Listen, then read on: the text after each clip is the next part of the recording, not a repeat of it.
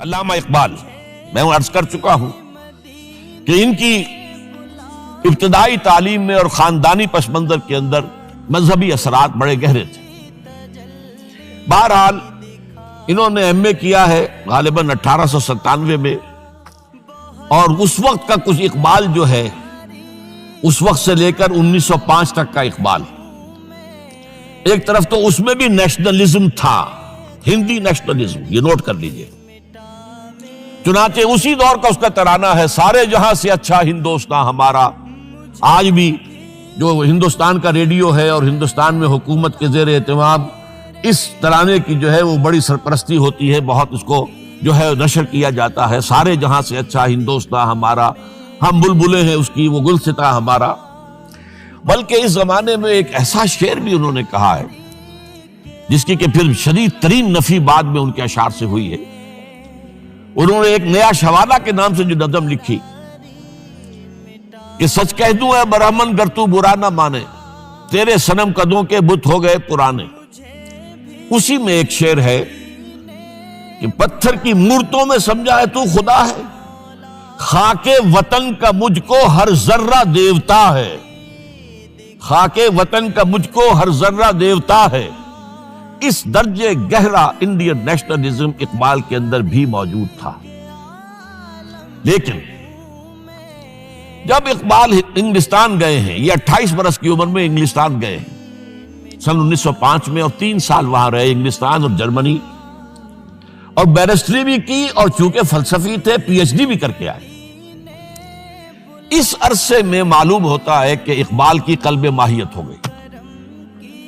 یہ میرا ایک تجربہ ہے، بڑا پرانا ہے، میرا مشاہدہ تھا۔ 1970 میں پہلی مرتبہ میں انگلستان گیا تھا، میرے چھوٹے بھائی وہاں زیر تعلیم تھے، انہوں نے بلایا تھا۔ وہاں میں نے دیکھا کہ یونیورسٹیوں میں پڑھنے والے ایک ایک P H D, 2 P H D کرتے ہوئے لوگ بیٹھتے ہیں، جمعے کے روز قرآن پڑھتے ہیں، درس قرآن ہوتا ہے، اور وہ ایک دوسرے سے قرآن پڑھ کے سنتے بھی ہیں تاکہ جو تجوید کی غلطیاں ہوں ان کی تصحیح ہو سکے۔ اور میں نے سوچا کہ پاکستان میں اس سطح کے لوگ جو ہیں کبھی اس قسم کی مصروفیت میں مبتلا مجھے تو نظر نہیں آئے۔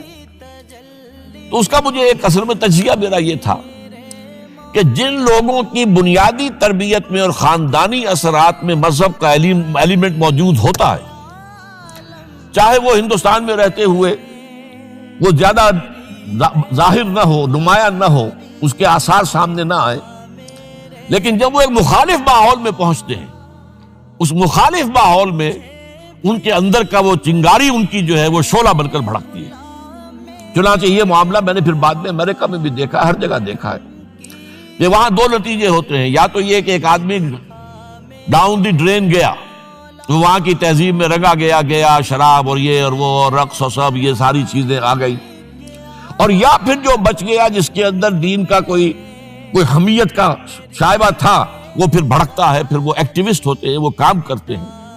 لہذا یہ معاملہ جو ہے علامہ اقبال کے ساتھ پیش آیا، اور خود انہوں نے کہا بھی ہے، مسلمان کو مسلمان کر دیا طوفان مغرب نے۔ وہاں سے جب یہ واپس آئے ہیں تو اب نوٹ کیجئے 1908 سے 1930 تک یہ جو 22 برس ہیں، علامہ اقبال نے کیا کیا نوٹ کیجئے، وہ آپ جانتے بھی ہیں، میں صرف گنوا رہا ہوں۔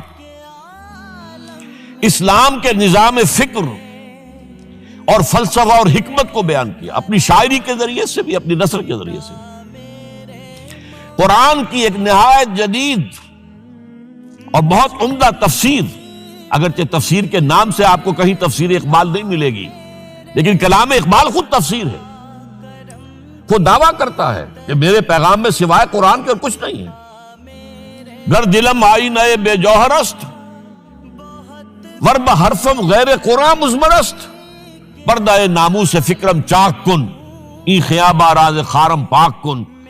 یہ مناجات بحضور سرور کائنات صلی اللہ علیہ وسلم، وہ کہتے ہیں کہ اے اللہ کے نبی، اے اللہ کے رسول، اگر میرے پیغام میں کہیں قرآن کے سوا کوئی شے شامل ہو گئی ہے میری شاعری میں، تو آپ میرے فکر کا پردہ چاک کر دیجیے۔ روز محشر خار و رسوا کن مرا، اور قیامت کے دن مجھے ذلیل اور خوار کیجیے گا، اور بے نصیب از بوسہ پاکن مرا، اور مجھے اپنی قدم بوسی سے محروم کر دیجیے گا. یہ بات کہہ رہا ہے، اس کا دعویٰ ہے، اس نے جو کچھ کہا قرآن سے کہا. اس کی شاعری جو ہے میرے نزدیک، اور میں نے تو اپنی جو سورسز گنوائی ہیں کہ میں نے جو قرآن مجید کا فکر یا سوچ جو بھی آپ اسے کہیں، جو تھوڑا بہت مجھے میسر ہوا ہے، ان میں نے 8 اشخاص کو نمایاں طور پر بیان کیا ہے. 4 یہ ہیں 2 کے جوڑے.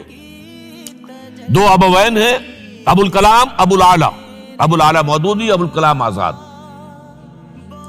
2 دکترین ہیں، ڈاکٹر اقبال، ڈاکٹر رفیع الدین.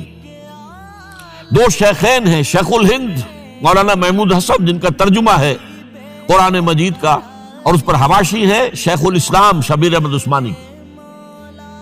2 ہی عین مولانا فراہی اور مولانا اصلاحی، جنہوں نے قرآن مجید کے مضامین کے اندر جو اندرونی نظم ہے اسے واضح کیا.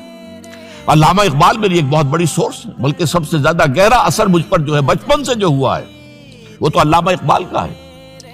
5ویں جماعت کا طالب علم تھا جب ان کا یہ شعر میرے ذہن میں کہیں چپک کر رہ گیا ہے، جواب شکوہ کا: وہ زمانے میں معزز تھے مسلمان ہو کر، اور تم خار ہوئے تارک قرآن ہو کر. پھر علامہ اقبال نے مغربی فکر پر شدید تنقید کی، بہت بڑا ناقد، اور خاص طور پر مغربی تہذیب جو ہے اس کی نفی کی. یہ سارا کام کیا، اور اس سب سے بڑھ کر وہ تجدید ملت اسلامی کا علمبردار بن سامنے آیا. اس نے خوشخبری دی کہ دنیا میں اسلام کے غلبے کا دور آنے والا ہے. ملت اسلامیہ جو اس وقت دبی ہوئی ہے، پسی ہوئی ہے، پوری دنیا میں پامال ہے. آپ کو معلوم ہے کہ پہلی جنگ عظیم کے بعد کیا صورت ہو گئی تھی؟ سلطنت عثمانیہ کے جب دھجیاں بکھیر دی گئیں، اور کولونیل امپیریلزم جو ہے پورے عالم اسلام پر حکمران تھا، پورا عالم اسلام جو ہے محکوم. اگرچہ یہ دبے ہوئے ہیں، پسے ہوئے ہیں، گرے ہوئے، لیکن ان کا دوبارہ غلبہ ہوگا، یہ ابھریں گے، ملت اسلامیہ کی تجدید ہوگی، اسلام کی نشأت ثانیہ ہوگی. اسلام کے روشن مستقبل کے مبشر بن کر علامہ اقبال سامنے آئے. اور ایک اور جو بہت بڑا کام کیا وہ وہی وطنی قومیت کی شدید نفی، بلکہ شدید کا لفظ بھی کافی نہیں ہے، شدید ترین نفی کی ہے. اس لیے کہ اس وقت وطنی قومیت جو ہے اس وقت مسلمانوں کو اپنے اندر انگلف کرنے کے لیے پوری قوت کے ساتھ زور لگا رہی تھی. میں نے علامہ اقبال کے حوالے سے جو باتیں کی ہیں کہ احیاء فکر اسلامی اور تجدید ملت اسلامی، اس کے ساتھ ساتھ ہندوؤں میں کیا ہو رہا تھا اس دور میں، ان کے ہاں بھی ان کی مذہبی تجدید کا عمل بڑی شدت کے ساتھ شروع ہوا. اس میں بھی چند ناموں کا میں تذکرہ کرنا چاہوں گا. بنکم چٹرجی، اس نے بندے ماترم کا یہ جو ترانہ ہے آج بھی بھارت کے اندر مجبور کیا جا رہا ہے مسلمانوں کو بھی کہ وہ بھی اسکولوں کے اندر یہ ترانہ پڑھیں، اور ابھی مسلمان رجسٹ کر رہے ہیں.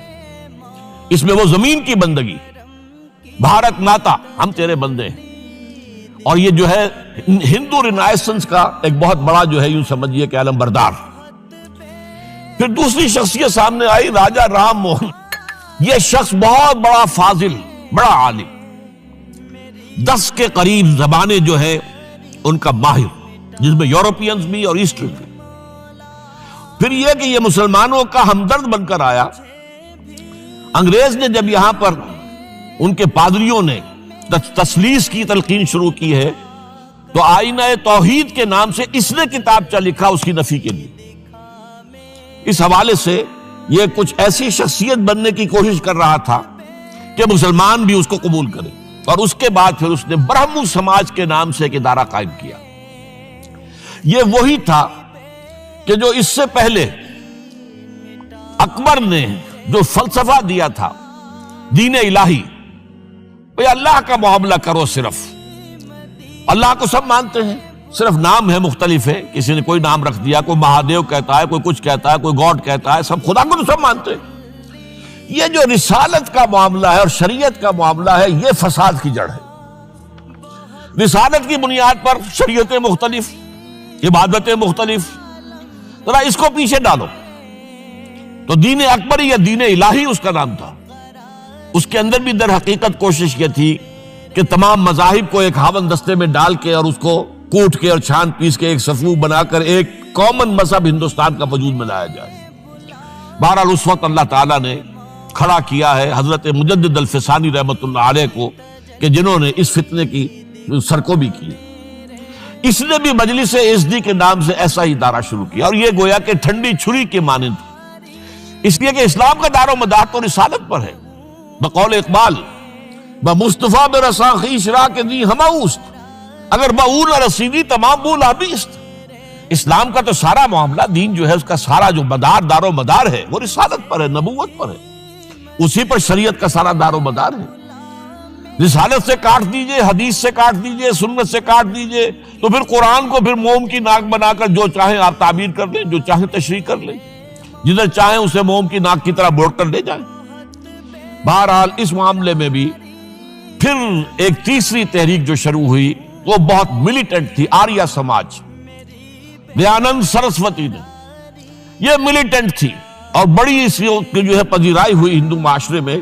انہوں نے کھل کر یہ کہا کہ ہندوستان صرف ہندوؤں کا ملک ہے، یہاں مسلمانوں کے لیے کوئی جگہ نہیں، لہذا یا ہندو ہو جائیں مسلمان اور یا پھر یہاں سے ہجرت کر جائیں. کھل کر آریہ سماج، اسی کے تحت پھر مہاسبھا بنی، اسی کے تحت RSS، انتہائی ملیٹنٹ آرگنائزیشن جو ہے ہندوؤں کی، یہ سب جو ہے دیانند سرسوتی کا. یہ اسی طریقے سے پھر شدھی کی تحریک شروع ہو چکی تھی، ریکلیم کرو مسلمانوں کو. یہ ہم ہی میں سے تھے، ان کے آباء و اجداد کہیں جو ہے مسلمان ہو گئے، انہیں واپس لو. چنانچہ راجستھان کے علاقے میں جہاں بڑی جہالت تھی، مسلمانوں میں علم نہیں تھا، بس کہیں بزرگوں کے کسی زیر اثر فیض سے، کسی صوفی کے، وہ اسلام تو لے آئے لیکن تربیت کا کوئی انتظام ہوا ہی نہیں، مسلمان حکومتوں نے کیا ہی نہیں، کچھ بھی نہیں کیا.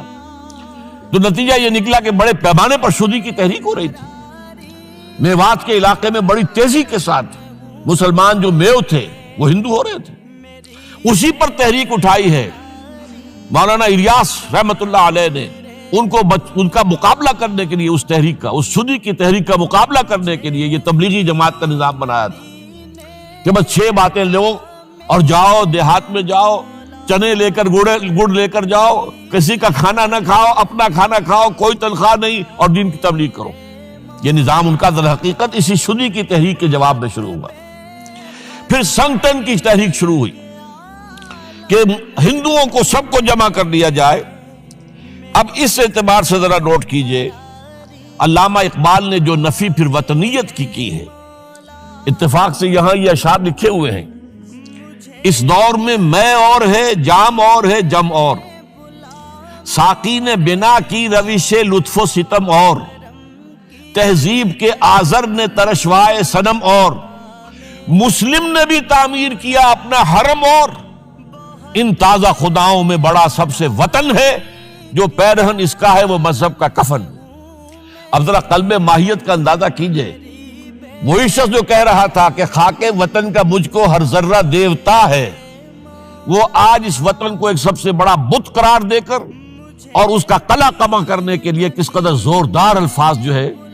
اور یہی دوسری طرف یہ بت کہ تراشیدہ تہذیب نوی ہے. یہ جو نیشن سٹیٹ کا تصور ہے، یہ 18ویں صدی سے یورپ میں شروع ہوا. نیشن سٹیٹ، ایک ملک میں رہنے والے سب شہری ہیں، برابر ہیں، اور ان کے اندر مذہب کا اختلاف ہو، یہ اس کا کوئی حیثیت نہیں.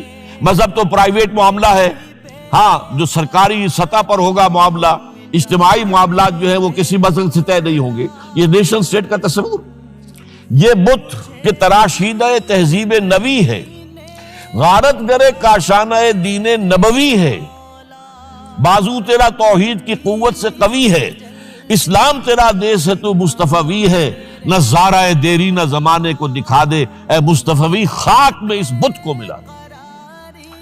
اس سے بھی زیادہ مجھے ملا ہے ایک ان کے قطعہ جو ہے: منزل راہ رواں دور بھی دشوار بھی ہے، کوئی اس قافلے میں قافلہ سالار بھی ہے، بڑھ کے خیبر سے ہے یہ مارکہ دین و وطن.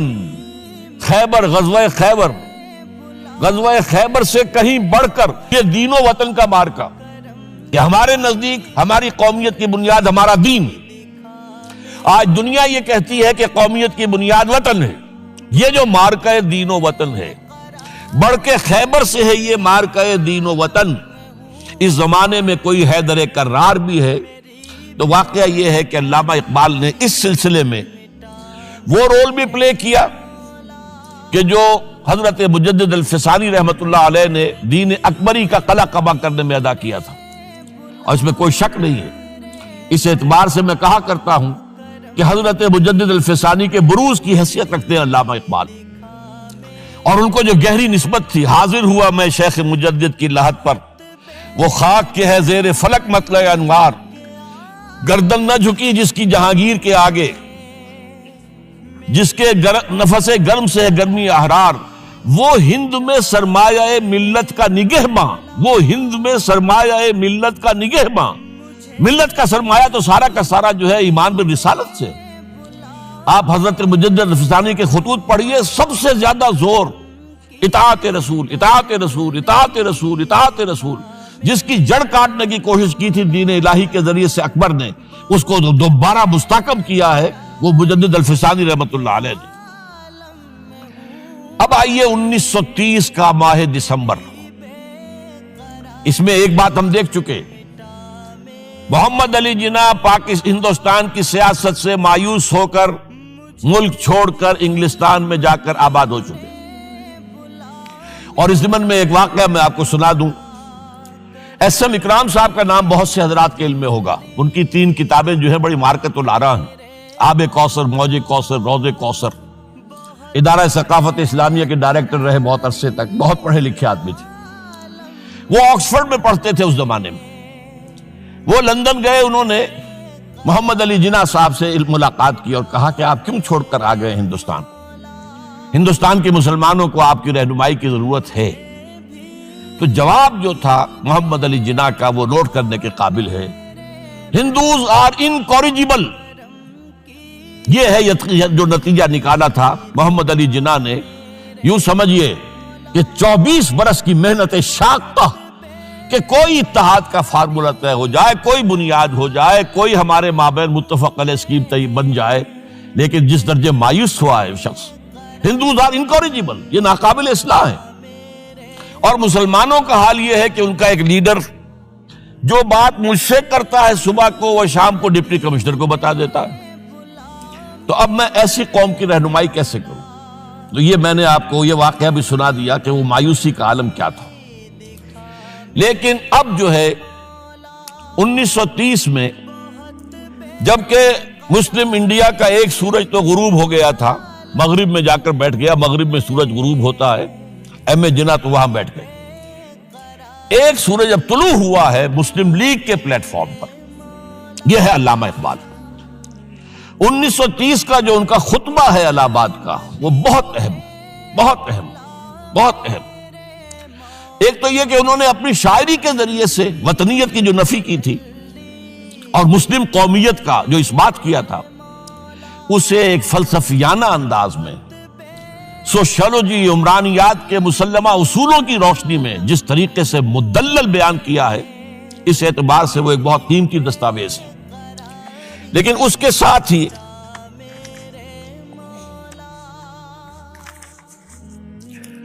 انہوں نے ایک تجویز پیش کی، اور یوں بھی کہیے کہ ایک پیشن گوئی کی۔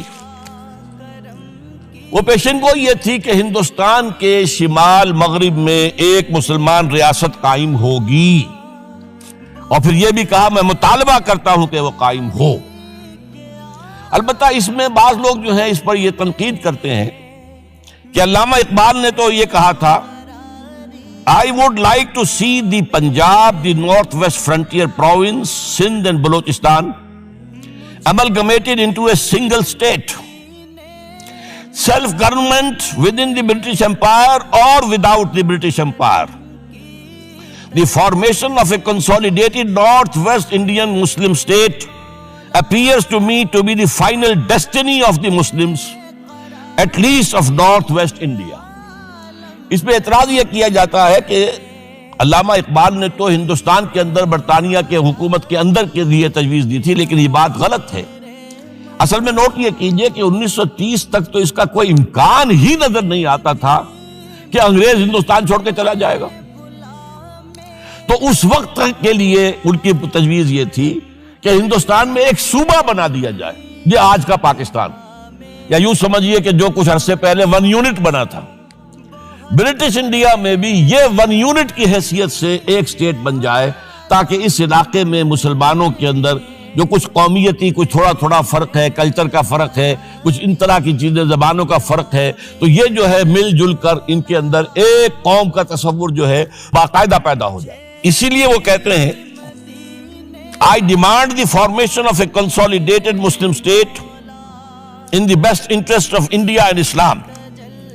اب اس میں وہ بات یہ کہتے ہیں کہ for Islam it will be an opportunity to rid itself of the stamp that Arabian imperialism was forced to give it, to mobilize its laws, its education, its culture, and to bring them into closer contact with its own original spirit and with the spirit of the modern time۔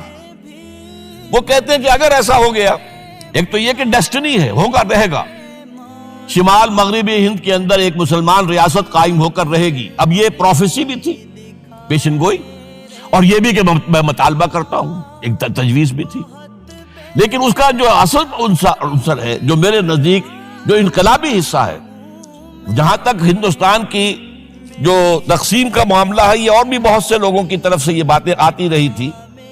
میرے پاس یہاں پہ 14 نام لکھے ہوئے ہیں جنہوں نے ہندوستان کی تقسیم کا تذکرہ کیا، لیکن جس انداز میں، جس پلیٹ فارم پر آل انڈیا مسلم لیگ کا جو اینول سیشن ہے اور اس میں صدر کی حیثیت سے خطبہ دے رہا ایک شخص، تو یہ حیثیت جو ہے یہ بہت نمایاں، اور اس میں جس انداز میں بات کہی گئی ہے اس میں جو ایک پازیٹیو عنصر ہے۔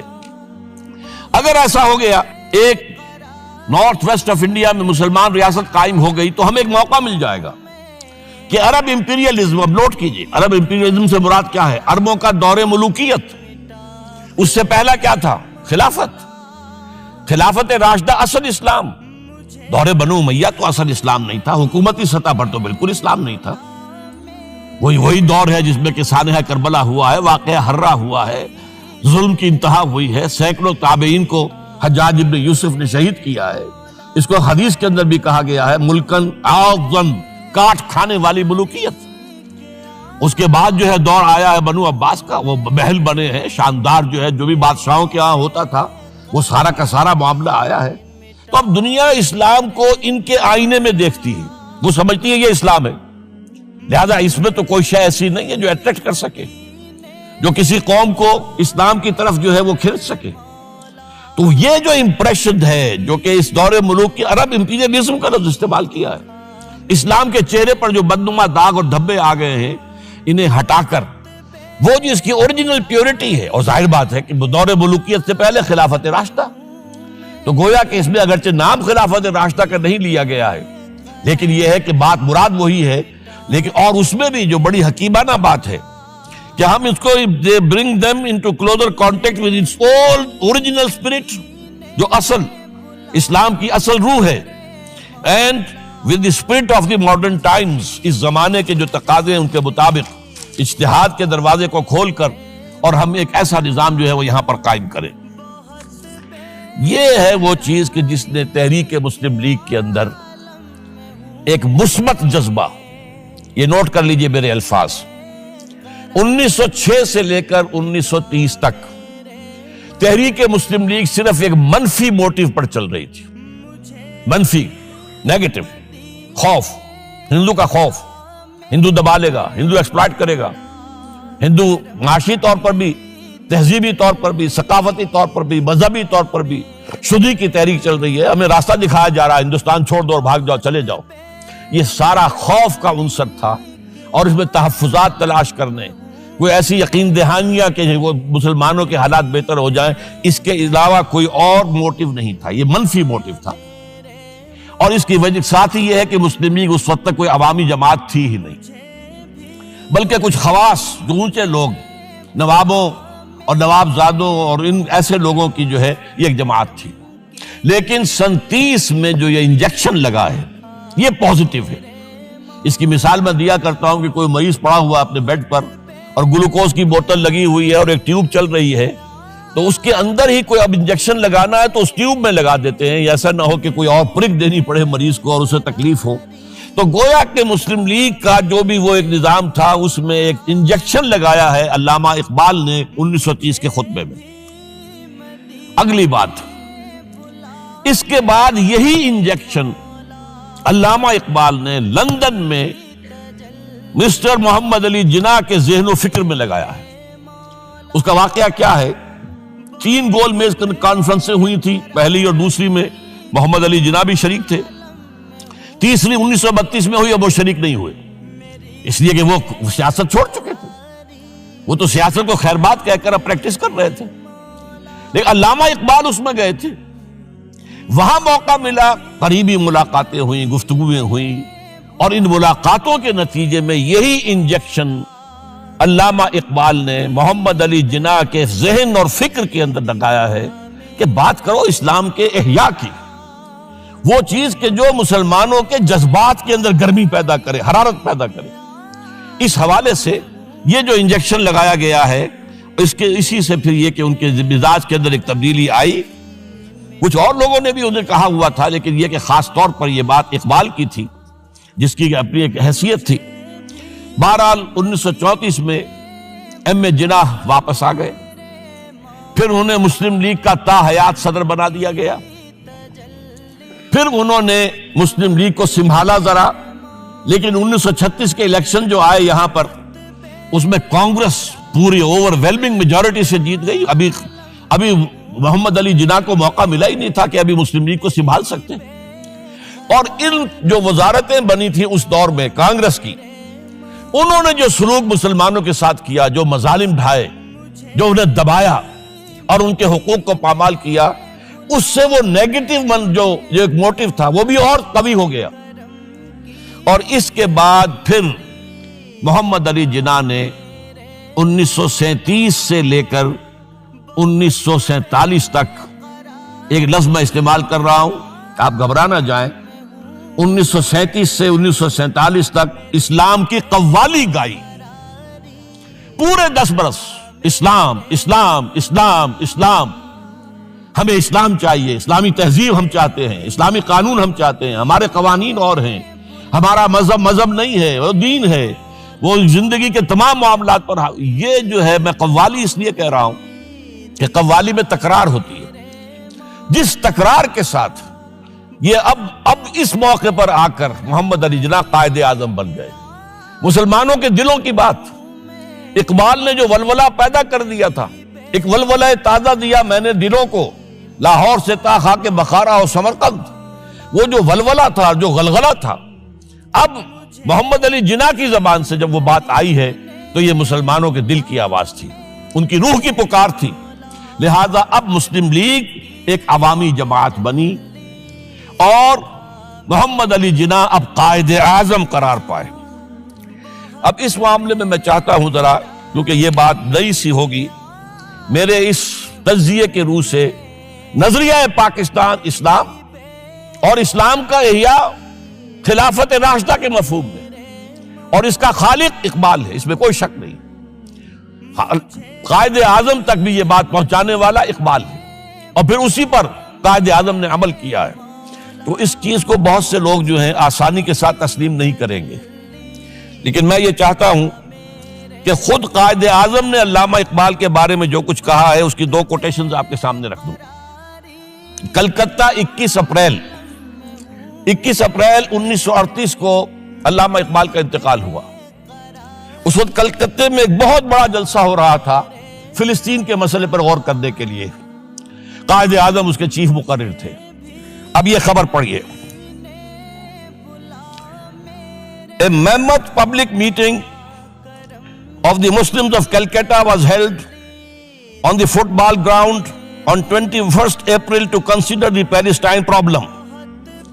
But it was converted into a condolence meeting to mourn the death of Allama Iqbal. Mr. M. A. Jinnah said that the sorrowful news of the death of Dr. Sir Muhammad Iqbal had plunged the world of Islam in gloom and mourning. Sir Muhammad Iqbal was undoubtedly one of the greatest poets, philosophers, and seers of humanity of all times. Note کیجئے. One of the greatest poets, philosophers and seers, جن کو کہ مستقبل کو دیکھنے کی صلاحیت ہوتی ہے, جن کی نگاہ گاہ میری نگاہ تیز چیر گئی دل وجود, جس کے بنا پر آب روانے کبیر تیرے کنارے کوئی دیکھ رہا ہے کسی اور زمانے کے خواب.